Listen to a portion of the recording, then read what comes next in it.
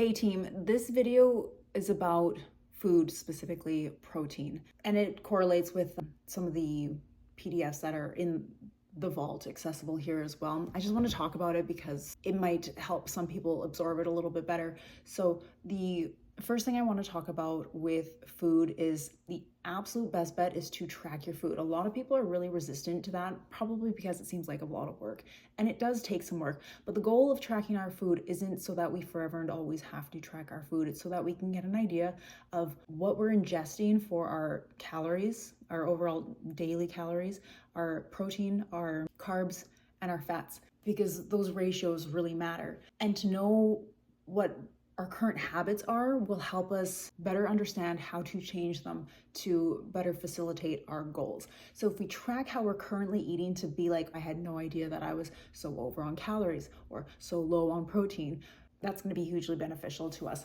So even if you only track your food for a week, it's a great tool. If you really hate it, then you can get rid of it. But for some people, once you get into the groove of it, it becomes easy, especially if you're using an app tracker. Your foods kind of get logged in there, so you can go to recents, and we are kind of creatures of habit. We eat a variety of foods, but a lot of us eat a lot of the same things. So it's not that arduous to track our food in an app. And when you have a scale on your counter, it's habit. Just like working out, going to the gym, it becomes habit.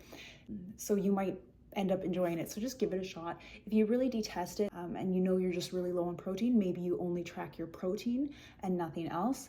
If you know that you're not going like severely over on your calories or anything. And then the last option is to, once you have a general idea from tracking, actually like measuring with a scale your food, you can use hand portions. So I'm putting up a little image here of using our hands for how much protein we should be striving to get with every meal.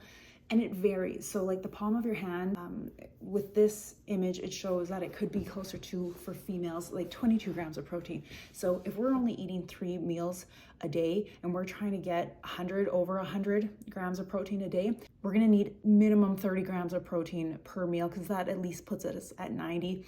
Ideally, we're eating 4 meals with 30 grams, because then we're at 120. That's 120 grams of protein, and that's a pretty good number for most females. Where was I? So using little cheats like, a deck of cards for meats, knowing that Greek yogurt, you need about 1.5 cups, and having an idea of what that amount looks like. It doesn't have to be perfect, but as long as you're really striving to get close, that's going to hugely benefit you, especially if you're trying to gain muscle. The next thing to help you, again, if you really don't like weighing, measuring, tracking your food, just to keep yourself mindful throughout the day, use this 30 grams example cheat sheet. It's available in the vault too. Look at it every now and then, like remind yourself. I still to this day look at these things just to keep it fresh in my mind, like, okay, this is how much I need, because I can't always or don't always want to weigh and measure my food.